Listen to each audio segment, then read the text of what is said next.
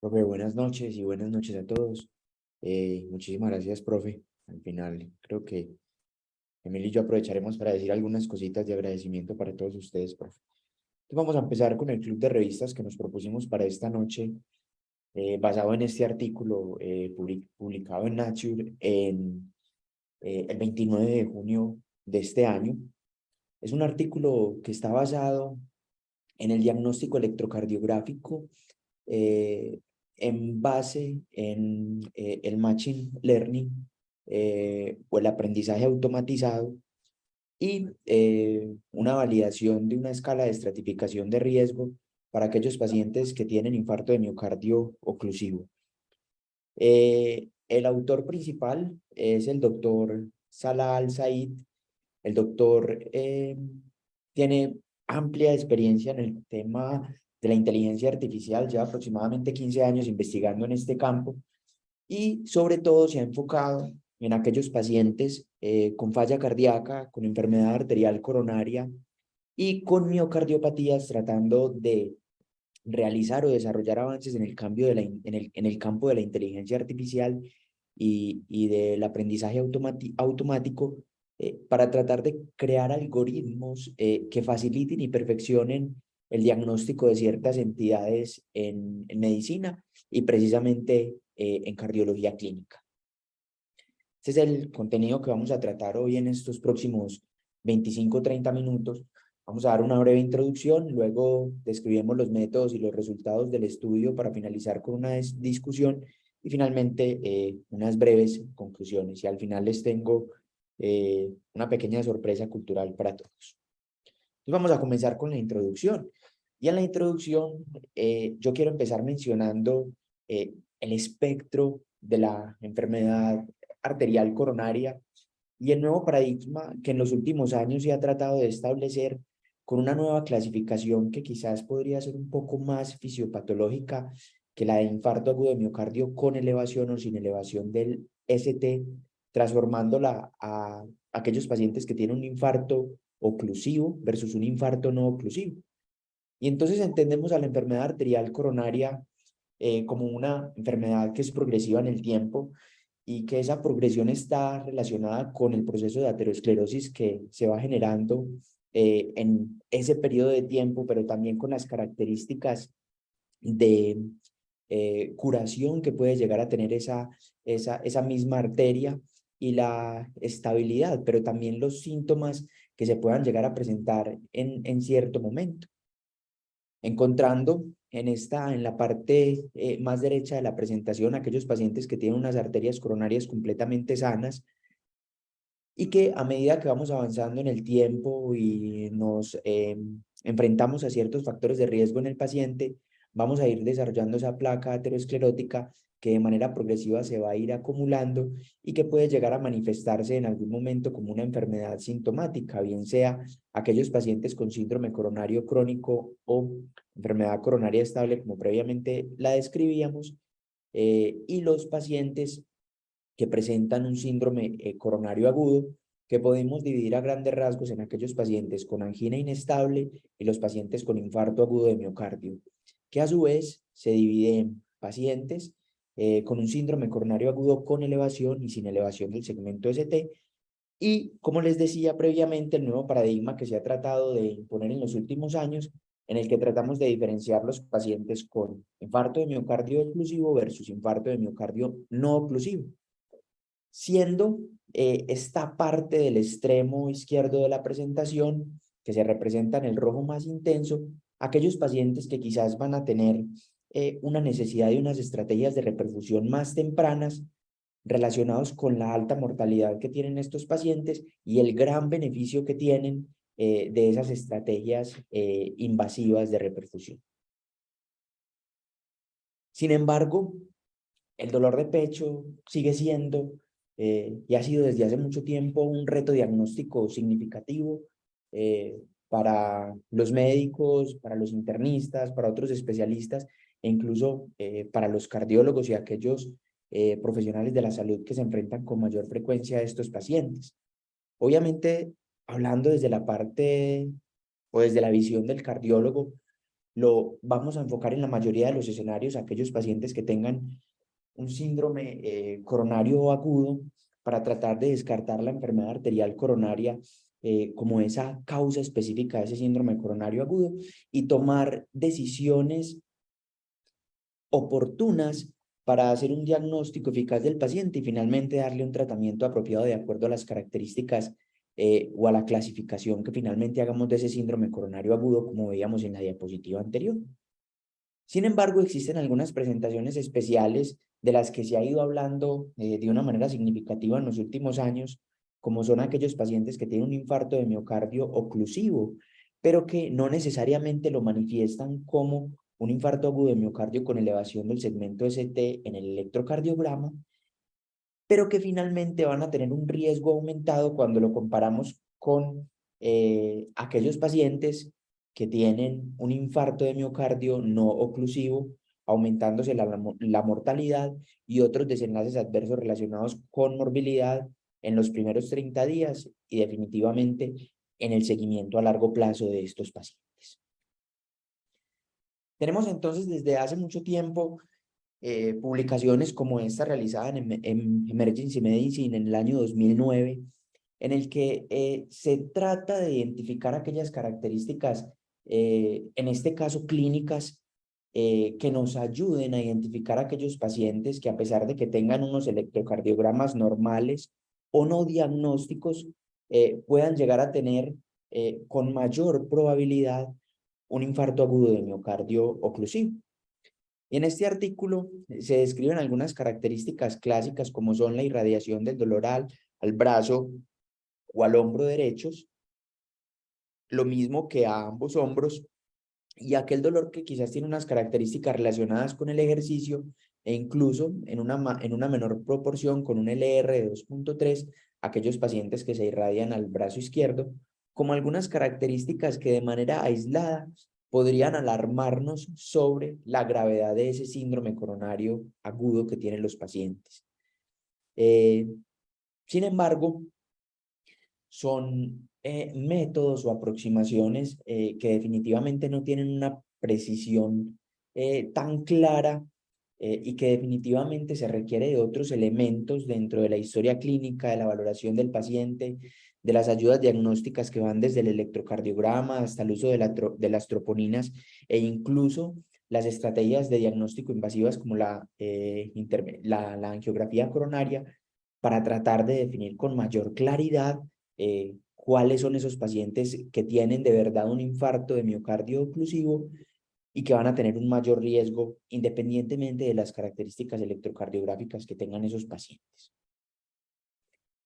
Ese enfoque clínico y quizás electrocardiográfico y asociado a las troponinas que utilizamos en este momento puede tener algunas limitaciones y dentro de esas limitaciones recalco lo que les mencionaba en las primeras diapositivas relacionado con el aumento en cuanto a desarrollo de morbilidad y mortalidad en esos pacientes que, a pesar de tener electrocardiograma sin elevación de ST o con esas características de alto riesgo, ya van a presentar entre un 25 y 30% más de riesgo de presentar esos desenlaces adversos.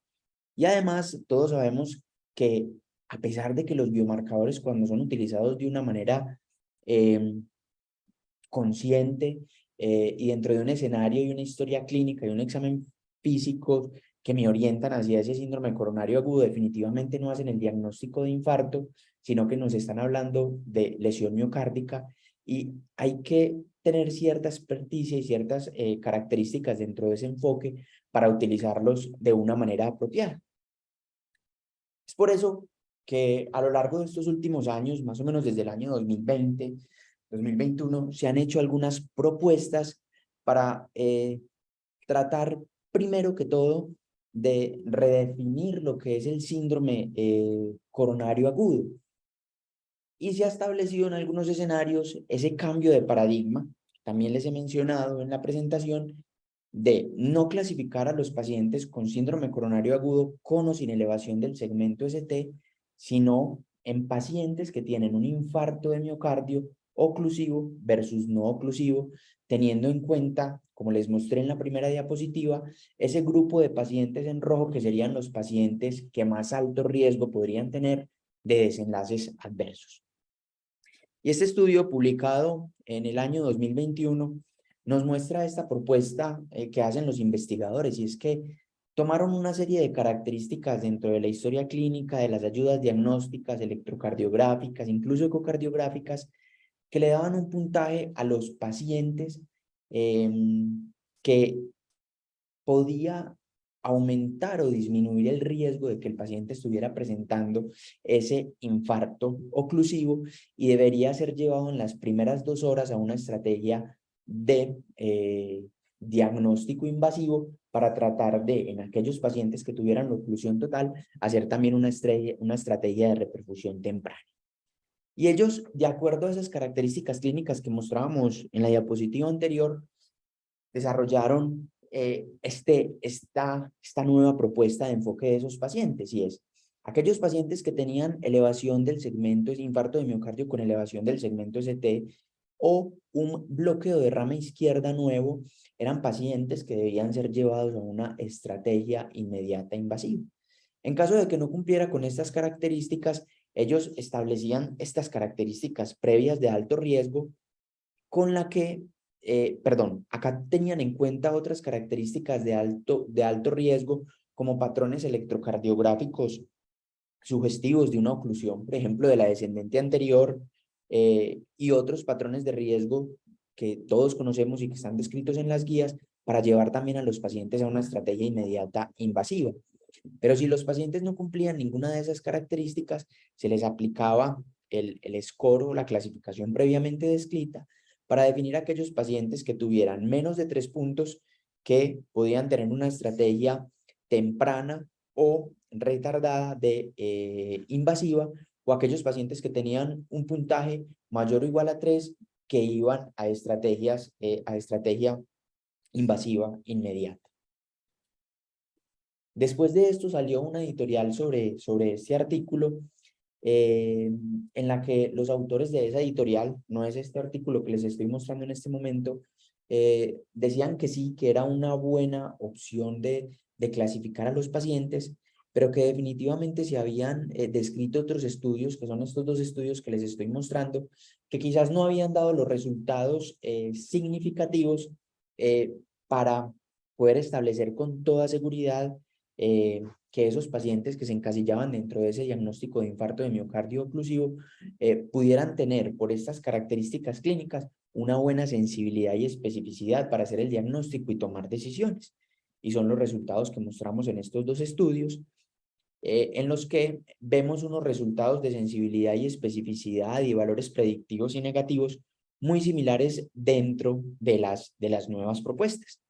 Lo mismo con este artículo también publicado en el año 2021, en el que se trata de hacer esa comparación entre el rendimiento de los hallazgos electrocardiográficos de infarto de miocardio oclusivo versus aquellos pacientes que tenían los criterios para el diagnóstico de infarto agudo con elevación del segmento ST, encontrando también unos resultados muy similares entre los criterios que se utilizaban previamente y los criterios que ellos proponían en ese escenario.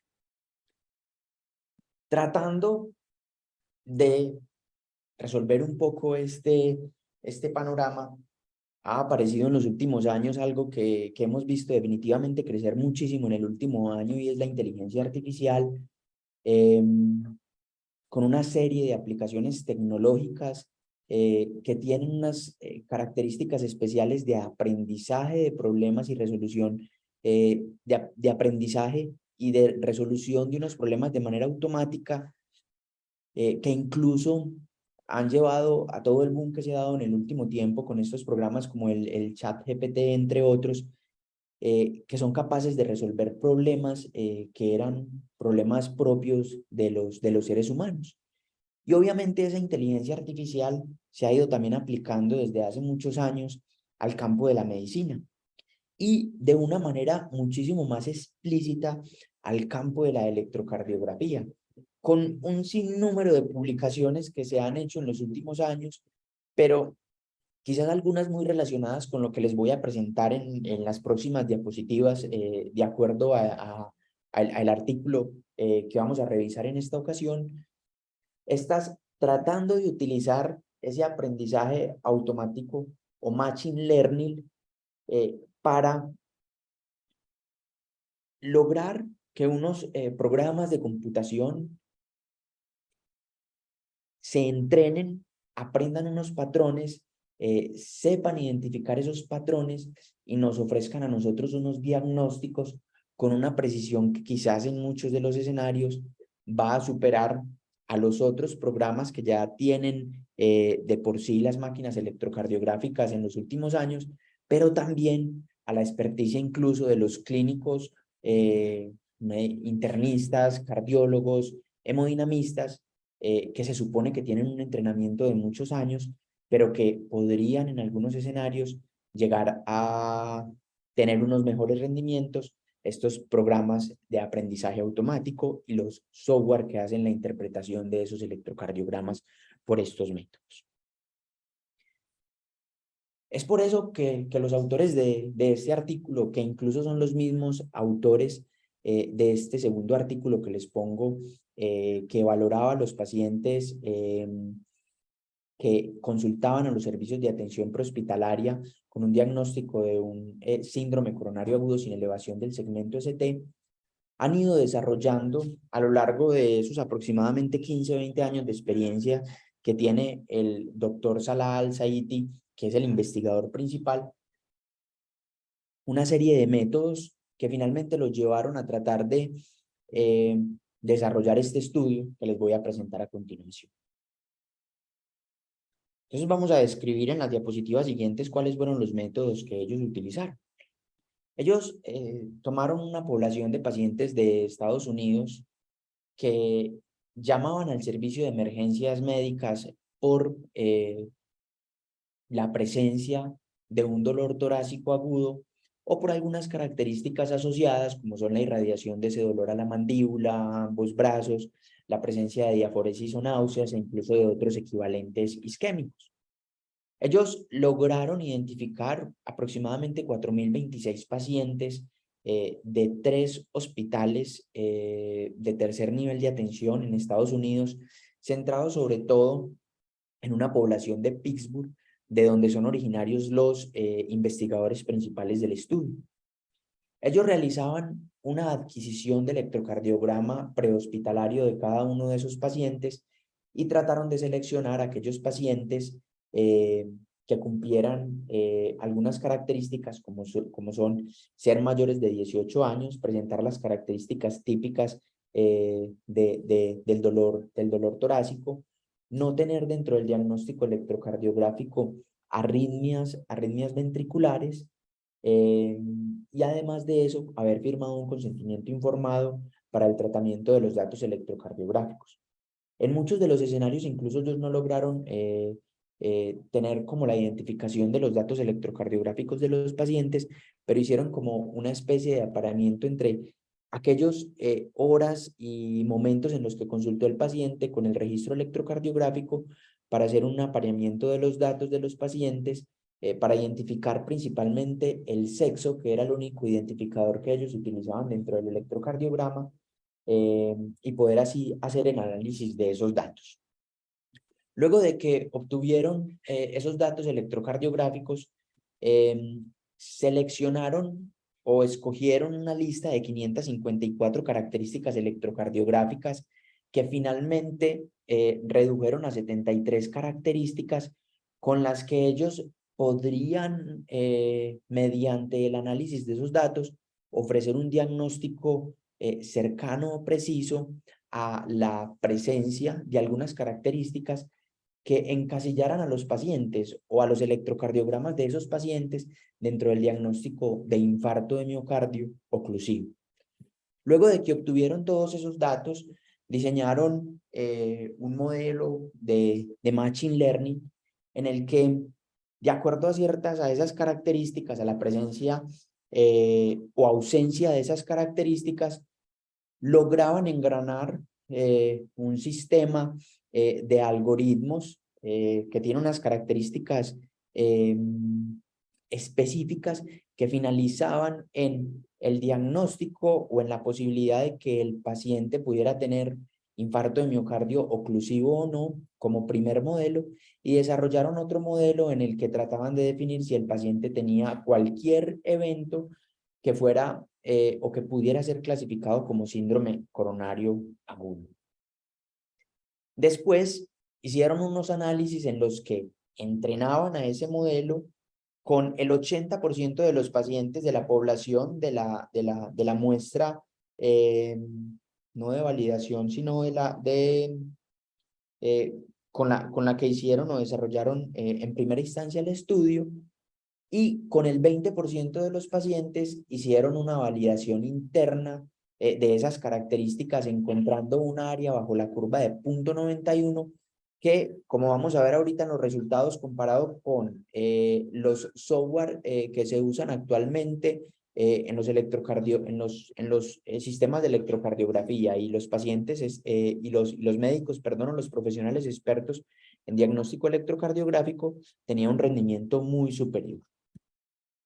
Y finalmente trataron de desarrollar un sistema de puntuación que ellos clasificaron como el ECG Smart Risk Score, en el que trataban de agrupar a los pacientes en 3 grupos: pacientes de bajo riesgo, de intermedio y de alto riesgo, y que comparaban con la clasificación o el puntaje HER que utilizamos para tratar de definir también cuál es el riesgo que pueden tener esos pacientes con dolor de pecho cuando consultan al servicio de urgencias.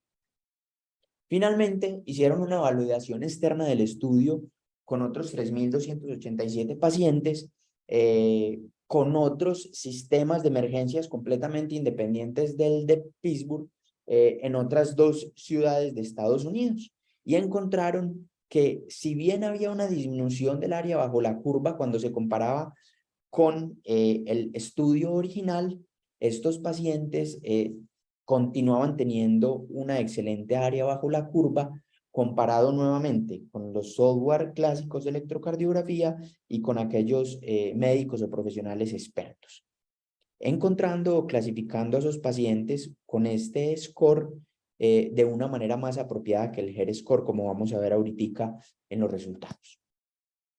Entonces vamos a pasar ahora a los resultados, y acá mostramos más o menos cómo hicieron ellos la selección de los pacientes. Encontraron con un seguimiento desde el año 2013 hasta el año 2019, 5.090 pacientes que consultaban a los servicios de urgencias. Algunos de ellos se eliminaron porque tenían los electrocardiogramas repetidos, otros porque habían presentado paro cardíaco y las arritmias ventriculares que les había mencionado previamente. Y otro de los criterios de exclusión que se me olvidó mencionar ahorita era aquellos pacientes que tenían un diagnóstico confirmado de infarto de miocardio con elevación del segmento ST. Finalmente, eligieron 4.026 pacientes que dividieron en 2 grupos.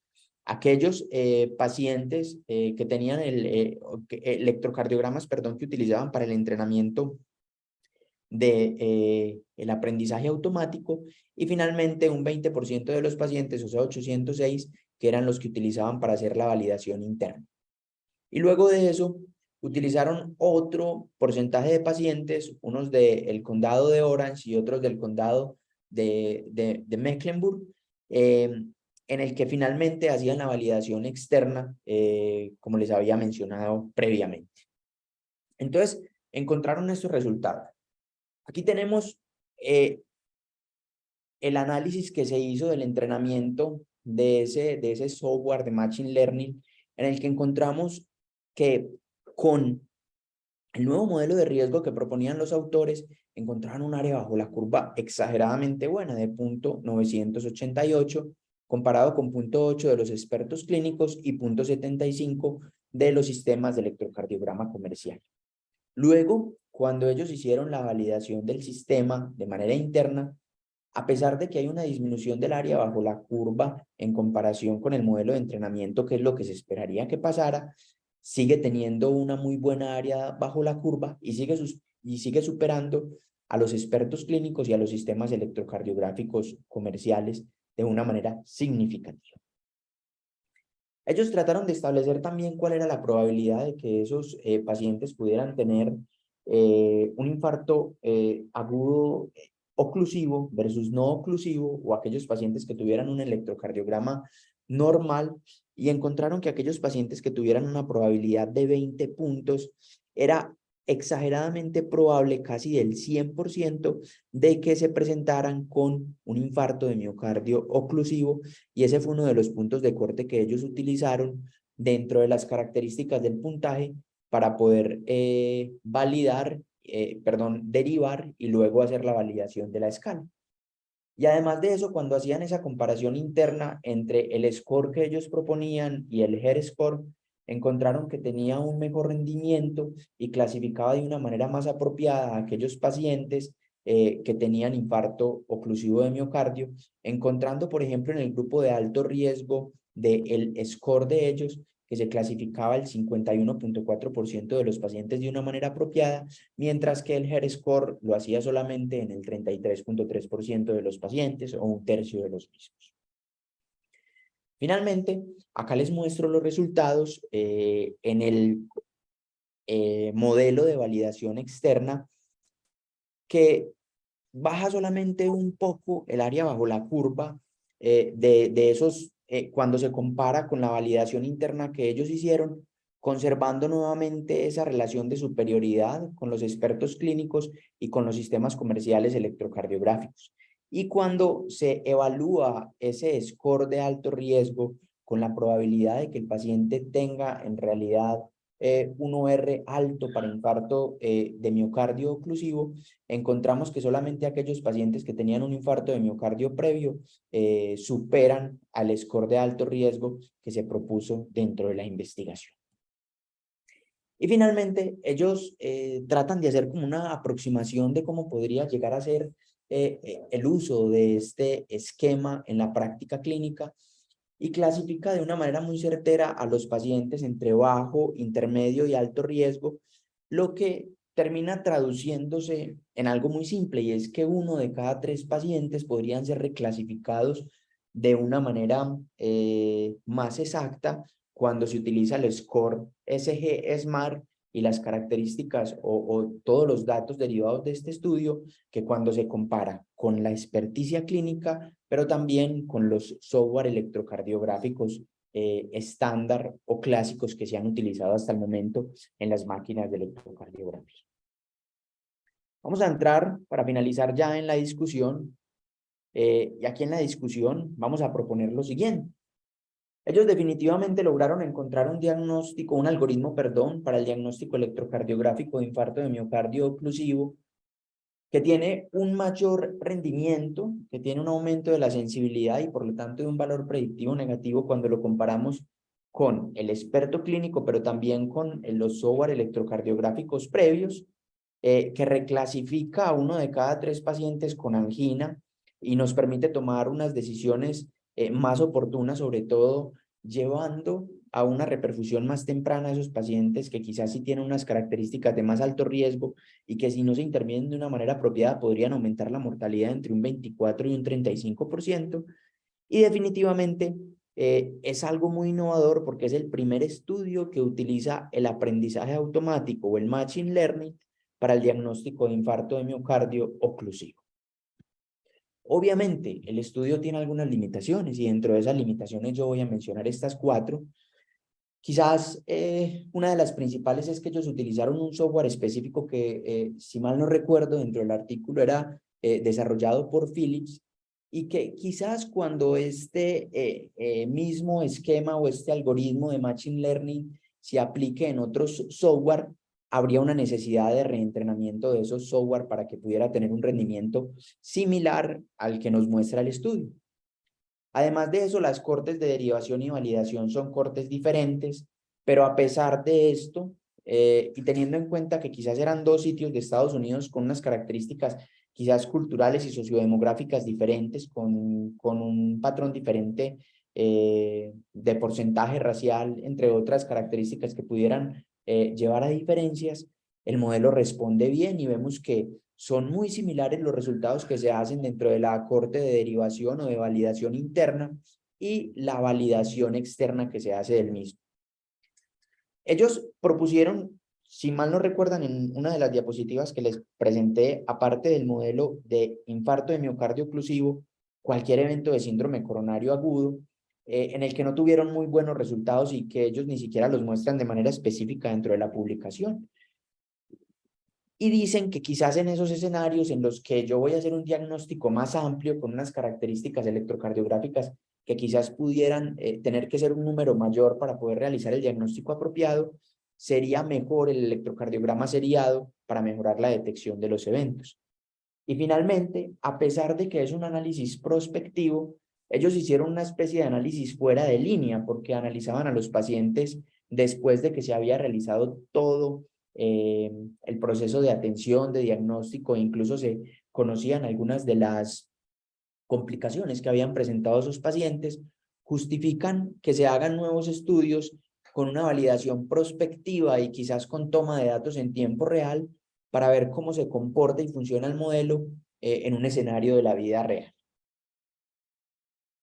Finalmente, uno podría concluir que se logró el desarrollo y la validación externa de un modelo diagnóstico basado en un algoritmo de aprendizaje automático para el diagnóstico electrocardiográfico de infarto de miocardio oclusivo, que como vimos en todos los resultados, tanto en la corte de derivación como en la validación interna y en la validación externa, perdón, tuvo una superioridad significativa y con una muy buena área bajo la curva cuando lo comparamos con aquellos expertos clínicos y además con los software electrocardiográficos para diagnóstico que tenemos en este momento.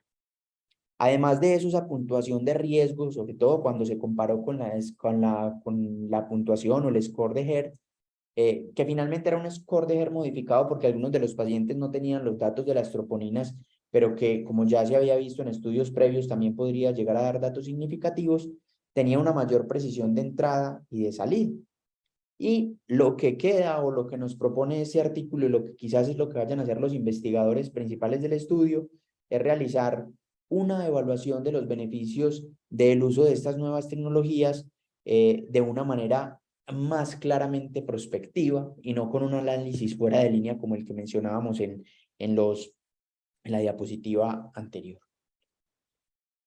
Como conclusiones, definitivamente yo les tengo que confesar que la inteligencia artificial es algo que muchas veces me da miedo, me imagino un apocalipsis como el de Terminator, creo que muchas veces lo he hablado con mis compañeros, pero definitivamente creo que también es una herramienta que tenemos que empezar a utilizar de una manera apropiada y a nuestro beneficio, y que todos los estudios que se han publicado hasta el momento en ese sentido nos muestran que quizás esas máquinas o el procesamiento de algunos datos mediante esos sistemas o esos software de aprendizaje automático nos puedan superar a nosotros en cuanto a características, sobre todo de precisión, en el caso de nosotros en precisión diagnóstica, y que nos ayuden a tomar unas decisiones de manera apropiada.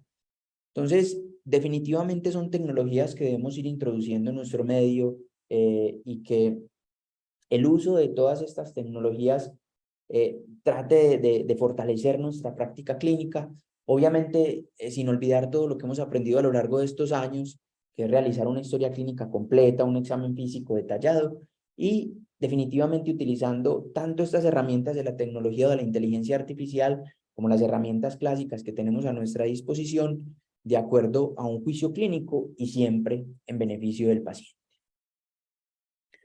Para finalizar, como les había mencionado, yo tenía acá una sorpresita cultural.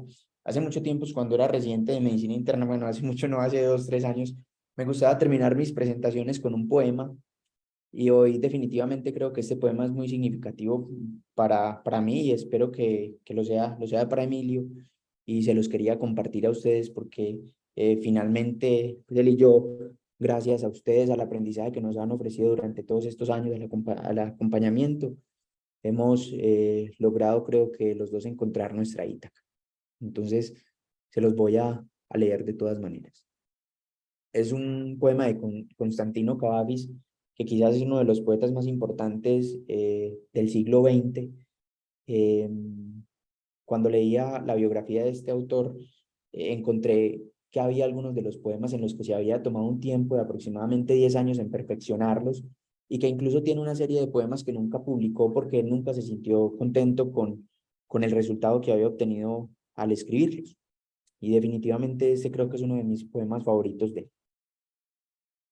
Cuando emprendes tu viaje hacia Ítaca, debes rogar que el viaje sea largo, lleno de peripecias, lleno de experiencias.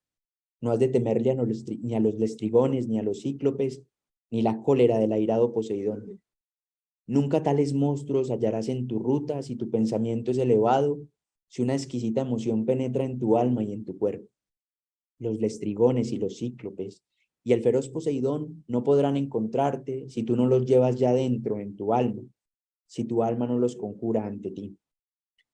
Debes rogar que el viaje sea largo, que sean muchos los días de verano, que te vean arribar con gozo alegremente a puertos que tú antes ignorabas, que puedas detenerte en los mercados de Fenicia y comprar unas bellas mercancías, madreperlas, coral, ébano y ámbar, y perfumes placenteros de 1000 clases. Acude a muchas ciudades del Egipto para aprender y aprender de quienes saben. Conserva siempre en tu alma la idea de Ítaca. Llegar allí, he aquí tu destino. Mas no hagas con prisa tu camino. Mejor será que dure muchos años y que llegues ya viejo a la pequeña isla, rico de cuanto habrás ganado en el camino. No has de esperar que Ítaca te enriquezca. Ítaca te ha concedido ya un hermoso viaje. Sin ella, jamás habrías partido. Mas no tiene otra cosa que ofrecerte. Y si la encuentras pobre, Ítaca no te ha engañado. Y siendo ya tan viejo, con tanta experiencia, sin duda sabrás ya qué significan las Ítacas. Muchas gracias a todos, especialmente a los profes que definitivamente nos han acompañado durante este proceso de crecimiento. Ya quedo atento a la discusión después de ese pequeño receso cultural. Muchas gracias. Felicitaciones, Miguel, muchísimas gracias por tu presentación y esa culminación. Queda abierta la discusión. Tenemos dos personas que van a intervenir, el doctor Alejandro Narváez y luego el doctor Jonathan Cardona. Adelante, Alejandro. Hola, profe, ¿cómo están? Primero para felicitar a Emilio y a Miguel pues, por haber acabado todo esto. Aprendimos mucho en todo este tiempo y esperamos pues seguir aprendiendo de ellos en lo que sigue. Acabo de dar la opinión más como desde nuestro lado, que es el clínico, porque definitivamente nosotros nos come la inteligencia artificial, eso es otro mundo y como dice Miguel, eso es abrumador. Pero más o menos quisiera dar como una perspectiva de por qué falla tanto los criterios que tenemos de infarto ST. Y es que cuando uno mira de dónde salieron esos criterios, pues partimos de que evaluaron el beneficio de la trombolisis en pacientes con infarto Q e infarto no Q. Posteriormente, pues cogieron un metaanálisis, que es el estudio FTT, pues muy conocido, y se dieron cuenta que los que mayor beneficio tenían eran los que tenían elevación del segmento ST, los que no tenían beneficio, incluso tenían daño, eran los que tenían un electrocardiograma normal o algún MIMIC de ST, o que tuvieran una depresión del segmento ST, pero que había un subgrupo de pacientes que no cabían en ninguna de esas otras tres características, que se corresponde al 25% de los pacientes que se beneficiaron de esa trombolisis. Entonces, de ahí surge ese rollo de, bueno, entonces, ¿cómo vamos a clasificar a los pacientes? Posteriormente, Brownwell, este mismo doctor Smith, fueron los que fueron puliendo, por así decirlo, los criterios que actualmente tenemos. Sin embargo, lo que se ha visto en los estudios es que con esa clasificación, un 25% de los pacientes que se benefician de una terapia de reperfusión inmediata se van a quedar por fuera y principalmente son esos pacientes con compromiso de la circunfleja. En vista de eso, pues el mismo que uno de los que más escribe es este doctor Smith, el doctor Aslanger, que Miguel los mostró pues muchas de esas publicaciones, han tratado de empezar a buscar otros patrones que puedan caracterizar mejor esos pacientes, que creo que ya hemos discutido muchos en los casos, como el patrón de Aslanger, están por ejemplo las ondas N para la circunfleja, tratando de pulir esos criterios de bloqueo de rama izquierda o los pacientes con hipertrofia ventricular derecha con los criterios de Armstrong. Las ondas T, por ejemplo, sin embargo, ¿cuál es el problema de eso? Pues primero que eso no está muy bien estudiado de manera prospectiva, segundo que eso va a depender mucho de la experticia del clínico, pues porque nosotros nos formamos con la tradición del segmento ST Y este cambio de paradigma de infarto oclusivo o no oclusivo, pues es algo que apenas está construyendo pues en la actualidad en la cardiología, por lo que todavía no sabemos mucho de eso. Y uno de los problemas es que estos criterios pues, no dejan de ser muy subjetivos. Por ejemplo, definir qué es una onda T isquémica. Pues uno tradicionalmente lee la descripción, que son esas ondas T picudas de alto voltaje en la cara anterior, que son de una base ancha. Sin embargo, pues nos hemos dado cuenta que eso no es tan fácil en el momento de la práctica, y al mismo tiempo que muchos de esos equivalentes ST, como lo es el Wellens, eh, como lo es el Winter, nos hemos dado cuenta que pueden ser manifestaciones transitorias y que lo que usted está viendo en el electro pues simplemente es el reflejo de lo que usted alcanzó a captar en ese momento, pero que el proceso fisiopatológico puede evolucionar. De ahí que lo que decía Miguel, el electroseriado pues aumenta el rendimiento hasta en un 20% de estos casos, por lo que definitivamente necesitamos es estandarizar estos criterios, y la inteligencia artificial sin duda alguna pues nos va a ayudar a facilitarnos pues en esa parte, puesto que en la clínica, como les mencioné, no hay unos criterios aceptados a nivel global que nos puedan decir como, vea, estos patrones que no tienen elevación del ST se correlacionan con una arteria que se beneficia de reperfusión. Ya ahora sí, de la mano de la inteligencia artificial, pues hace como 8 días, el doctor Robert Herman, que no sé si lo han escuchado por ahí, que es el que sacó esta aplicación de que escanea electrocardiogramas y los pone más bonitos y que propone un diagnóstico, también presentó los resultados de su trabajo de esta aplicación. Y si bien lo que mostró no solamente es clasificar mejor a los pacientes, sino que también disminuye los tiempos de atención, que como lo decía el profe, pues el tiempo en infarto es miocardio, y se ha mostrado que cuando se utilizan estas estrategias se diagnostique, se da el tratamiento en menos de 3 horas, que comparado pues con lo que uno ve en la práctica clínica, sin duda alguna va a tener beneficios. Ahora bien, no sabemos bien qué va a pasar con esto, nos deja muchas ilusiones, pero también nos deja mucha incertidumbre, y definitivamente esto es algo con lo que vamos a tener que aprender a lidiar, y al mismo tiempo también empezar a trabajar nosotros como clínicos, a conocer esas propuestas, a entender sus limitaciones, a aplicarlas bien y a empezar a buscar en los electrocardiogramas todos esos patrones que se salen de lo tradicional, que es la elevación del segmento ST. Alejandro, muchísimas gracias por tus observaciones y reflexiones. Dejamos ahorita para que Miguel nos comente su punto de vista. Le damos la palabra a Jonathan y luego al doctor Alejandro Hernández. Jonathan, adelante. Bueno, muy buenas noches a todos. Ante todo, pues felicitar a Miguel por presentar este artículo, que es todo un reto.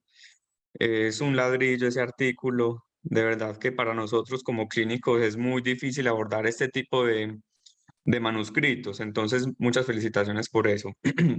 Yo creo que la inteligencia artificial es un tema de actualidad y definitivamente cada vez, como lo manifestó Alejandro, lo vamos a ver en los escenarios de la práctica clínica con mucha frecuencia. Quizás destaco de este artículo la capacidad que demostró la inteligencia artificial de reclasificar a los pacientes y estratificarlos asimismo en grupos de riesgo.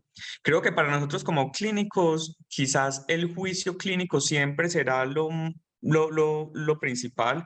De hecho, hemos visto como la interpretación de los electrocardiogramas de forma automática muchas veces nos arrojan información como infarto de cara inferior, infarto imperolateral, y nosotros de manera muy sencilla pasamos por alto dicha información, porque ante todo está el juicio clínico. Sin embargo, creo que para las personas menos experimentadas y para nosotros en los casos complejos donde necesitemos estratificar el riesgo del paciente, va a ser de mucha utilidad.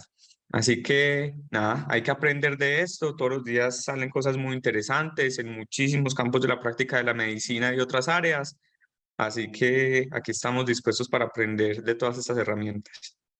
Jonathan, y que sea además la oportunidad de felicitarte por tu culminación también de tu formación como cardiólogo y muchos éxitos en lo que empiezas ahora próximamente.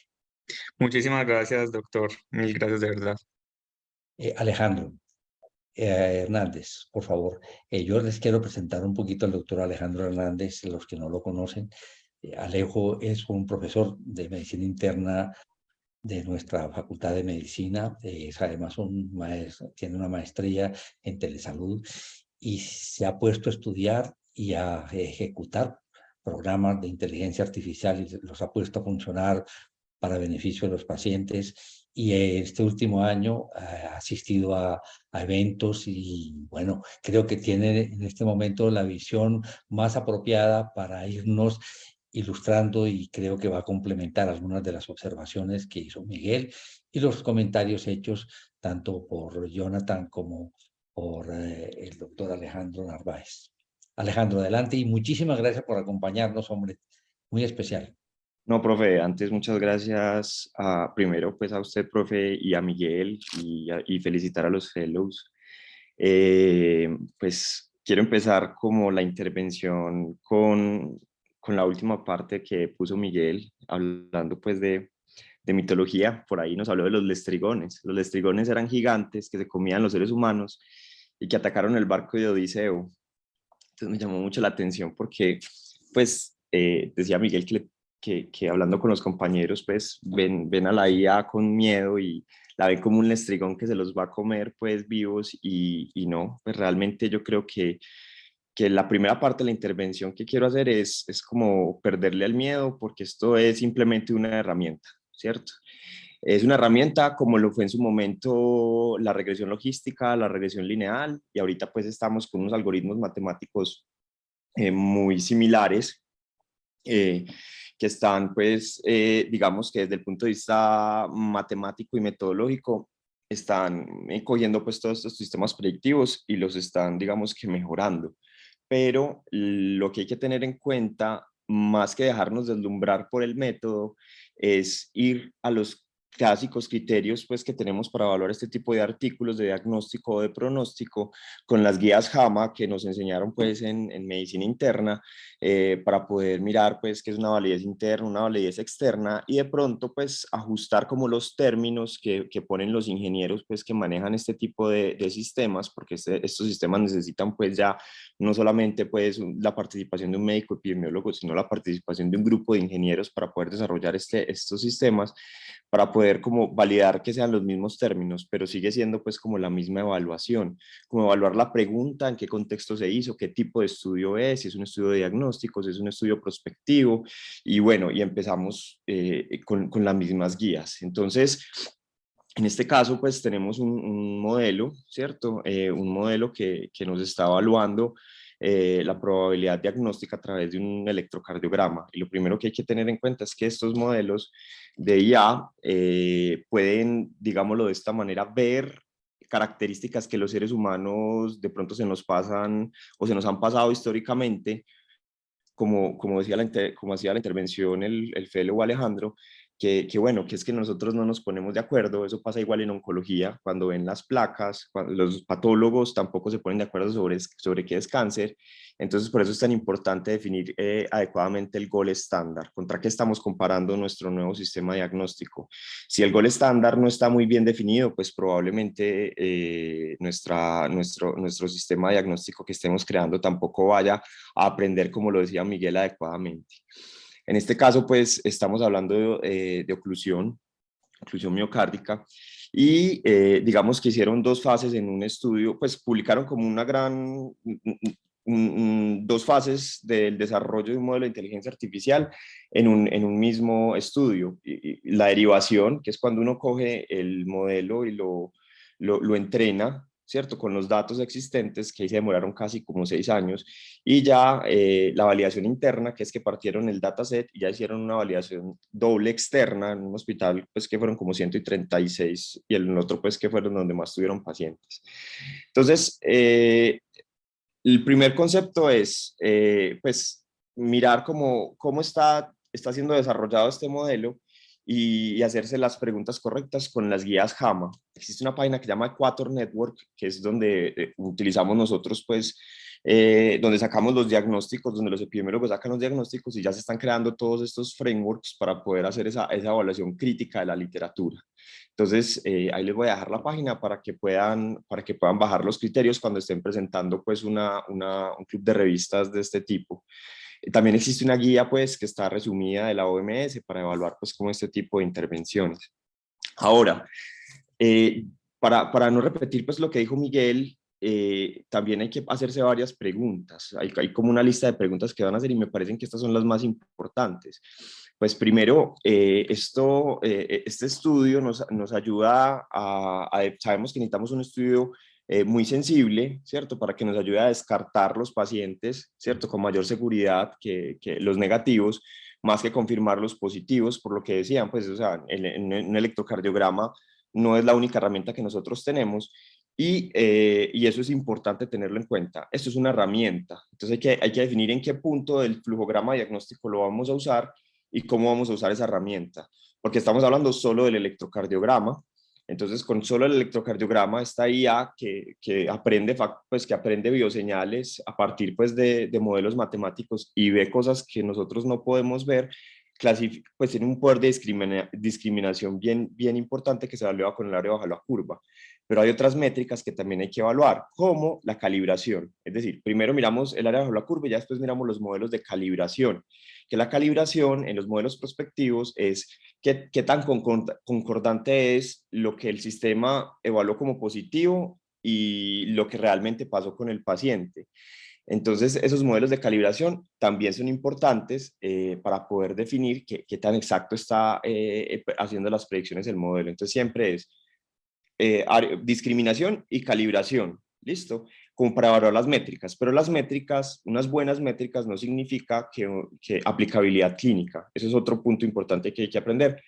Podemos tener un modelo de muy buenas métricas, pero nosotros ya, cuando nos vamos a ir a la aplicabilidad clínica, tenemos que hacernos las mismas preguntas. Para aplicarlo en mi contexto clínico, existe representatividad de mis pacientes, de las características de mis pacientes en estos estudios. Entonces, por eso es tan importante la tabla 1 de los estudios y mirar que sí tengamos representatividad de nuestros pacientes, específicamente los pacientes latinos. Y esto sí que es importante con los modelos de inteligencia artificial, porque como son tan específicos, como el modelo se aprende detalles tan finos del electrocardiograma. Yo me acuerdo, profe, cuando usted me mostró un estudio que hacían para identificar el sexo, si es hombre o mujer, a través pues, de los electrocardiogramas, y ahí existen modelos de inteligencia artificial que son capaces de discriminar eso. Entonces eso digamos que es un arma de doble filo, porque al tener esos modelos que nos permiten identificar o discriminar pues detalles tan finos, eso quiere decir que esos modelos, eso se llama dataset shift, cuando uno los pone en otro contexto a generalizar, o sea, con otra cohorte, como lo hicieron ahí, que eran de Estados Unidos también, disminuyó el área bajo la curva. Ahora, donde lo pongamos en una población más diferente, o sea, nos llevamos, no sé, de Estados Unidos a China, es muy probable que la diferencia entre áreas bajo la curva sea mucho más profunda. Y si lo traemos aquí a Colombia, mucho peor, pues porque es una población totalmente diferente y esos sistemas se aprenden detalles muy finos. Entonces, ese es otro de lo que les quiero decir. Pues estos modelos de inteligencia artificial, ahorita pues hay una crítica muy grande porque lo que están haciendo las grandes empresas es que los están entrenando y ya después con estudios de allí, ya después vienen acá y nos los venden a nosotros.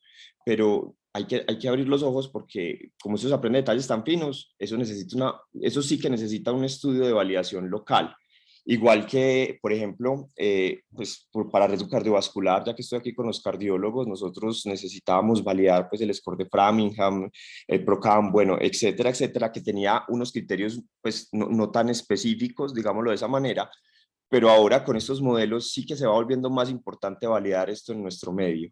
Entonces el enfoque es más de tener como localmente las capacidades para coger estos modelos y reentrenarlos si es necesario para las características propias de nuestra población. Y eso que así ni siquiera nos responde la pregunta si va a servir en el contexto clínico, porque ahí hay que evaluar los desenlaces también, los desenlaces del paciente. o sea, que está evaluando. O sea, esto va a mejorar los desenlaces del paciente. Y otro punto muy importante es quién debe usar esos modelos. ¿Listo? Y lo que se hace, como ya están surgiendo tantos modelos, es que están haciendo como unas tarjetas de modelos para poder pues, aumentar la explicabilidad de los modelos. Otro punto importante que quiero hacer notar es que ahorita la caja negra ya se está destapando. Este estudio puso pues unas tablas, unos parámetros que se llaman SHAP, S-H-A-P, que hace que la explicabilidad de dónde se está pegando el modelo para poder dar pues como las características de la predicción que está haciendo, sea pues un modelo de pronto un poquito más abierto y aumenta la explicabilidad de este tipo de modelos. Entonces, para concluir, grande, unas buenas métricas no significa aplicabilidad clínica, aunque siempre hay que evaluarlas. Segundo, la validación externa, la representatividad de nuestra población siempre es importante porque estos modelos aprenden detalles muy finos. Y tercero, pues el tema de la explicabilidad de este tipo de modelos que cada vez está avanzando más, es decir, se aplica otro algoritmo sobre ese mismo algoritmo para poder abrir esa caja. Yo creo que ese es el punto más importante, de dónde se está pegando el modelo para hacer la predicción, porque eso es lo que nos genera las hipótesis que nos dijo pues, en la segunda intervención el fellow Alejandro, de dónde nos podemos pegar para estandarizar mejor esos criterios de qué es lo que consideramos nosotros una definición electrocardiográfica de un infarto en este caso. Muchas gracias, profe. No, a ti, por favor, Alejo, por todo lo que nos aportas. Antes de la pregunta del doctor Jorge Mario Largo, a quien le damos la bienvenida, hoy excepcionalmente está con nosotros Valentina Jaramillo, que acaba de terminar su formación como medicina, como internista, justamente en la Universidad de Pittsburgh.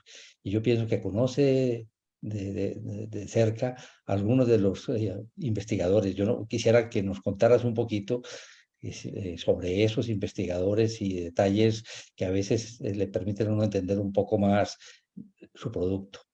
Valentina, bienvenida. Claro que sí, hola, ¿cómo están todos?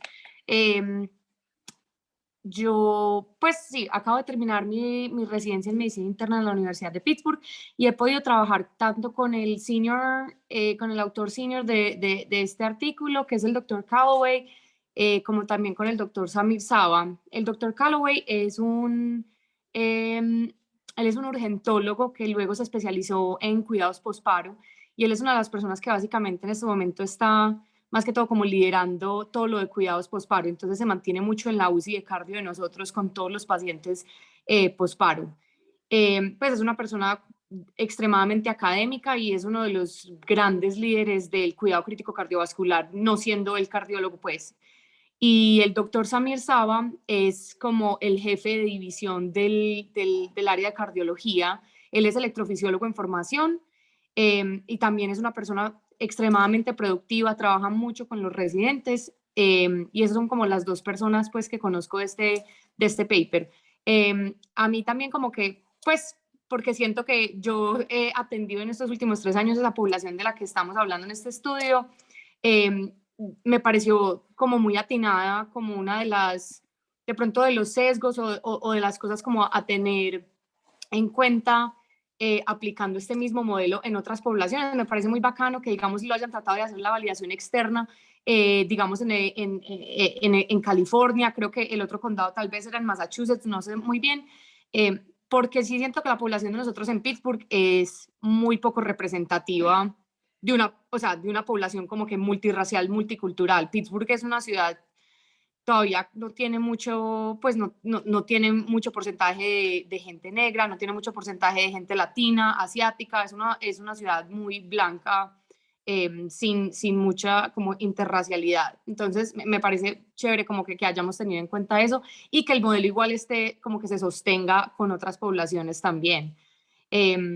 Y ya, básicamente eso era como lo que tenía para decir. No sé si alguien tiene como preguntas específicas u otra cosa, pero un placer estar aquí. Muchas felicitaciones a los presentadores. Excelente artículo, Miguel.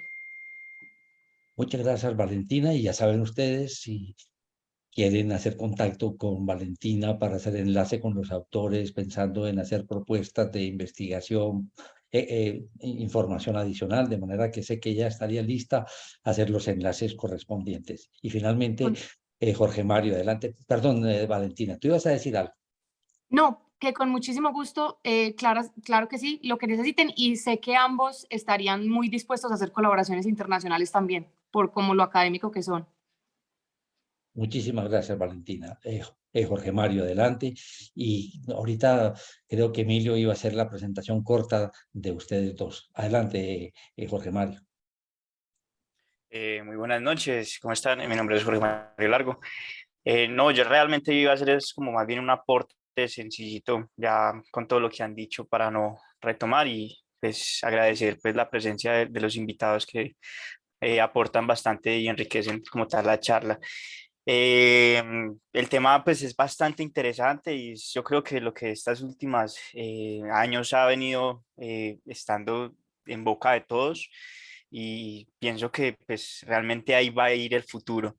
El machine learning, la inteligencia artificial, respecto a la electrocardiografía, pues quería decir como puntos bases que es que pues tiene todavía muchas limitaciones en cuanto a que realmente el electrocardiograma pues son señales que no son estáticas como tal y tienen alternancia, tienen mucha interferencia y lo que pues a veces también llamamos como ruido, ¿sí? De la información.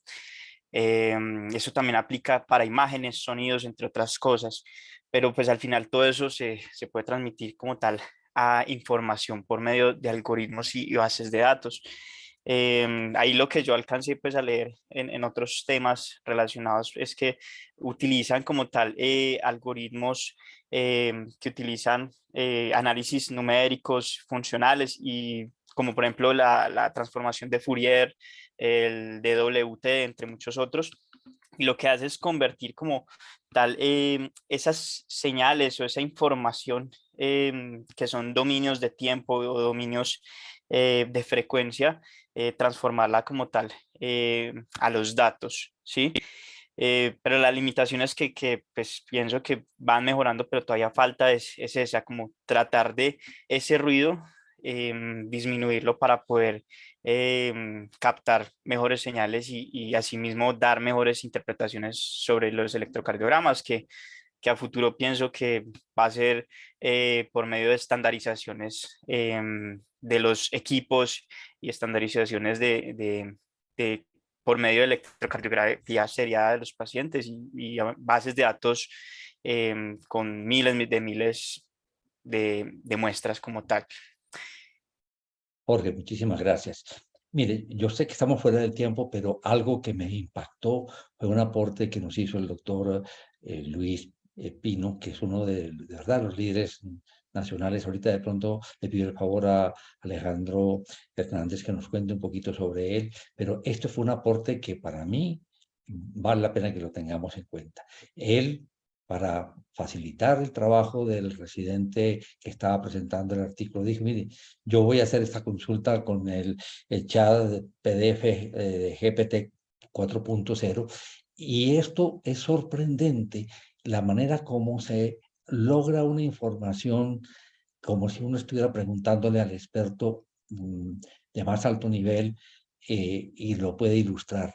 Yo no sé si tú quieres hacer un comentario, Alejo, que yo creo que lo puedes hacer mucho más que yo, y de pronto una recomendación, si en algún momento, cuando necesitemos profundizar en un artículo, tengamos oportunidad de utilizar este recurso. Sí, claro, profe. Pues yo creo que el doctor Pino o el doctor Andrés Rico están por acá. Resulta que nosotros hace, pues, más o menos 2 añitos, pues, varios médicos dijimos que nos gusta, pues, como este tema de Colombia, nos reunimos en una asociación para educar y evitar precisamente lo que está pasando ahora, que los médicos nos alejemos, pues, del tema de la tecnología, como nos pasó con la historia clínica en su momento, y la idea es como motivarlos pues como a perder el miedo. Entonces no sé si de pronto le podemos dar la palabra a Andrés Rico, que él es creo que está por acá, él es el el líder pues que está en este momento del tema pues de la organización de Hipócrates, que nosotros vamos sacando pues una columna cada domingo sobre un tema diferente de inteligencia artificial. Los invito, ya les voy a pasar pues la página web también para que nos visiten y ahí vayan como solucionando algunos temas de conceptos. Tratamos de llevarlo lo más básico posible. Entonces, no sé, adelante el doctor Andrés, si de pronto está por ahí, él es internista también. Por favor, Hola, ¿qué Andrés, tal? qué Muy maravilla que buenas estás con noches. nosotros. Ok, Bienvenido. doctor Jaramillo, doctor Alejandro, muchas gracias por la invitación, Alejo. Sí, como lo decía Alejandro, nosotros hace 2 años, básicamente liderados también por el doctor Luis Eduardo Pino, que es hematoncólogo, nos reunimos y comenzamos 26 profesionales de diversas áreas de la salud y formamos un tanque de pensamiento y comenzamos a reunirnos para comenzar a traducir ese alto nivel que se tenía, porque en este momento, pues la inteligencia artificial, el mayor dominio la tienen los ingenieros. Y la idea era que nosotros los médicos comenzáramos a tener también un dominio, saber de qué se trataba, de que aprendiéramos términos muy, a diferenciar términos muy básicos, porque la idea tampoco es que nos volvamos pues programadores y le quitemos el puesto a los programadores y a los que han estudiado para hacer este tipo de desarrollos, sino que a través de un lenguaje común pudiéramos hacer lo que se denominan equipos exponenciales, donde el médico participe, donde el ingeniero participe y hagamos una construcción continua y aprendamos mutuamente, tanto que los ingenieros sepan qué es lo que nosotros, los clínicos y los médicos necesitamos, y que nosotros aprendamos también a ayudarle a los ingenieros a desarrollar soluciones que son vitales ahorita en el transcurso de la medicina.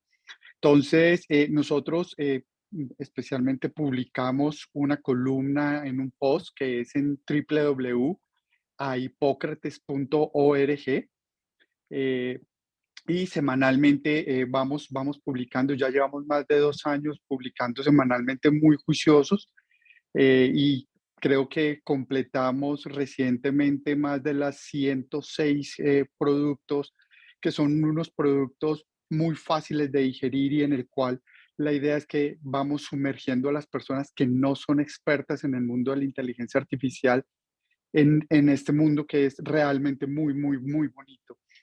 Y es que si nosotros los médicos no nos ponemos las pilas, vamos a dejar que Apple, Google, Amazon se vuelvan los gestores y nos terminen imponiendo desarrollos como ahorita nos pasa con toda la parte de las historias clínicas, con las historias clínicas electrónicas, como lo dijo Alejandro anteriormente. Y aprender a interpretar lo que se viene ahorita. Eh, Pacientes que nos llegan ya con el electrocardiograma en PDF tomado de sus relojes inteligentes, reportes de sus actividades de actividad física a través de los teléfonos celulares o de dispositivos portátiles, reportes de sueño, reportes de frecuencia cardíaca basal diferente, am, en diferentes semanas. Hoy, por ejemplo, un paciente me llegó con la inquietud de que si el reporte que le había hecho el teléfono, que hace 2 semanas tenía una frecuencia cardíaca basal de 72 en reposo y que en estas últimas 2 semanas se la había reportado en 78, que si eso realmente le iba a predecir que él tuviera una muerte cardíaca o un infarto.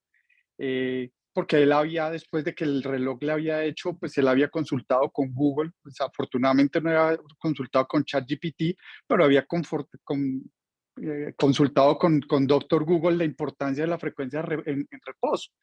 Entonces, tenemos pacientes cada vez más mal informados, porque tenemos un tsunami de información, pero nuestros pacientes cada vez están más mal informados y lo que nosotros tenemos que hacer es comenzar a entrenarnos para poder orientarlos de manera adecuada. Entonces los invito a que nos sigan. También tenemos unos posts en Instagram, que es en @Hipócrates. También tenemos nuestro canal de YouTube, que también nos pueden buscar. Y ahí vamos nosotros posteando varios material de carácter 100% académico. Nosotros no tenemos ningún tipo de injerencia ni de patrocinio. y entonces pueden entrar completamente confiados para que son conceptos basados en la evidencia, basados en revisiones bibliográficas, y que todo lo que está sucediendo lo estamos trayendo del inglés al español para que todo el mundo pueda, tanto enfermeras, terapeutas, médicos, pueda embeberse en este mundo fascinante de la inteligencia artificial y el cuidado de la salud. Doctor Andrés Rico, muchísimas gracias. Yo se los recomiendo. Es una lectura de los domingos que no me falta a mí tampoco. ¿Verdad? Que muy agradecido con todos los aportes que semana a semana nos dan, Andrés. Hay un último comentario, porque si así el tiempo nos tomó, el doctor Roberto Calvo, y un comentario final de Miguel y de Emilio, saludando a los nuevos fellows que ingresan. Bienvenido, Roberto. Buenas noches. Muchas gracias, doctor, por nuevamente la bienvenida. Miguel, muy interesante y muy bien, digamos que la presentación. Yo solamente, pues no tengo mucho más que aportar, porque los aportes han sido muy buenos todos. Solamente como que dejarles algo en el pensamiento, y es la discusión bioética acerca de la inteligencia artificial. En el mundo hay grupos de investigadores que han planteado detener el desarrollo de inteligencia artificial por temor a lo que pueda pasar con esta. Y pues la medicina no, digamos que no es exento de esto. Me causan muchas dudas porque Miguel bien decía que probablemente, digamos que estas herramientas pueden ser mucho más precisas que inclusive cardiólogos, hemodinamistas expertos. Entonces, en un futuro, y esto sería una información que también tendrían los pacientes, ¿cierto? Entonces, en un futuro vendría la pregunta que quién terminaría teniendo la última palabra, si el especialista o la inteligencia artificial. Entonces, yo pienso que hay que llevar esto en mira, a que sea una herramienta y no quizás como algo que tenga, a pesar de que pueda llegar a ser más preciso con un especialista o con un cardiólogo, hemodinamista, etcétera, que no se convierta en nuestra contra, ¿cierto? Como muchas veces, como el doctor que dio la intervención anterior, con tantos pacientes muy mal informados por la cantidad exagerada de información. Sí, pienso que debe haber una discusión muy amplia desde el punto de vista bioético con todas estas herramientas nuevas que se vienen. Y bueno, nada, nuevamente dar las gracias por este espacio. Roberto, bienvenido. Miguel, ¿quieres concluir? No, profe, yo creo que nuevamente darle las gracias a todos. Me quedo con dos comentarios, uno que hizo el doctor Jonathan, profe, que definitivamente esta herramienta la tenemos que utilizar para tratar de integrarla a nuestra práctica clínica, obviamente sin perder el juicio clínico que tenemos en nuestra valoración diaria de los pacientes. Y todo lo que nos aportó el doctor Alejandro enseñándonos de esto, es un mundo obviamente que, como les mencioné en la presentación, uno le tiene miedo, pero que abre muchísimas posibilidades. Y finalmente es saber utilizar las herramientas, profe. De nuevo, muchas gracias a todos y no, simplemente gracias. Muchas gracias, Miguel. Alejandro, ¿querías hacer algún comentario final? No, profe, antes gracias a ustedes. Felicitaciones a los fellows que ya se van a graduar. que muy feliz pues de que todo esto pues finalmente esté llevando a que los estudiantes de todo tipo, incluso los de pregrado, pues estén abordando el tema, y eso pues yo creo que para nosotros como país es bien importante. El último mensaje que les iba a decir es que nosotros, con el tema de la democratización de este tipo de algoritmos, tenemos todo el potencial para hacer esos estudios. Entonces, pues que se animen adelante y a que nos visiten a hipócrates.org. Muchas gracias. Perfecto. Hay algunas notas, pero ya el tiempo sí, no nos da. Me comprometo a enviarles a todos la información que nos suministró Alejandro, el doctor Andrés Rico, para que podamos utilizar ese material bibliográfico y los aportes que semana a semana ellos nos hacen. Que nuevamente muchísimas gracias. Y hasta la próxima. Muchos éxitos, chicos, y muchas felicidades. Felicitaciones a los graduandos y bienvenido a los nuevos fellows. Gracias, doctor Alejandro, y a todos los otros participantes.